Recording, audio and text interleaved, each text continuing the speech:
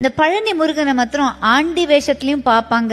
ஆனா அது முடிச்சுட்டு ஃபுல்லா சக்கரவர்த்தியா அந்த வேஷத்துலயும் பாக்குறது ரொம்ப அதுதான் அம்சமானது. அது அது அதுக்கு ஒரு தனி ஒரு ஐதீகம் இருக்கு இல்லையா? அது என்னது? அது காலையில அவன் ஆண்டி குளத்துல இருப்பான், சாயந்தரம் ராஜ அலங்காரத்துல இருப்பான்.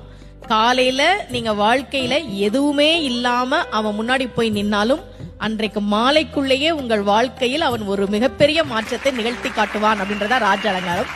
இந்த பழனிய பத்தி சொல்லணும். தமிழ்நாட்டுல முதல்ல ஒரு கோவில்ல தங்கத்தேர் வந்ததுன்னா அது பழனியில தான். அதை உருவாக்கியவர் ஒரு தனி நபர். அவர் மட்டும் ஒரு தங்கத்தேர் பழனிக்கு உருவாக்கி கொடுத்தார். இன்னைக்கும் அந்த தங்கத்தேர் தான் பழனியில இருக்கு. அதன் பிறகுதான் மற்ற கோவிலுக்கு வந்தது. ஏன் ஒரு தனி நபர் பழனி கோவிலுக்கு தங்கத்தேர் செஞ்சு கொடுக்கணும்? அவருக்கு ரொம்ப வருஷமா குழந்தை இல்ல. முருகன் கிட்ட, பழனி முருகன் கிட்ட மனமுருகி வேண்டார். இரட்டை ஆண் குழந்தை பிறந்ததால் நன்றி கடனாக அதை கொடுத்தார். அப்போ முருகன் கிட்ட நாம ஒரு விஷயம் கேட்டா கேட்டதை விட அதிகமாக கொடுக்கக்கூடியவன் முருகன் அப்படின்றது நமக்கு தெரியுது.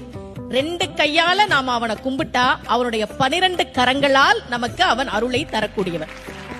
பக்கரைவி சித்திரமணி பொற்கலனை இட்ட நடை பற்றி என்னும் முக்கிர துரகமும் நீப பக்குவ மலர்த்தொடையும் அக்குவடு பட்டொழிய பட்டுருவ விட்டருள் கைவடி வேலும் திக்கது மதிக்கவரு குக்குடமும் ரச்சை தரு சிற்றடியும் முற்றிய பன்னிருத்தோளும். தமிழ் இது முருகனே சொன்ன திருப்புகள். முருகன் ஏன் காலை சின்னதா வச்சிருக்கான் தெரியுமா? நாமெல்லாம் புடிச்சுக்கிறதுக்கு வசதியா சின்னதா வச்சுக்கிறான்.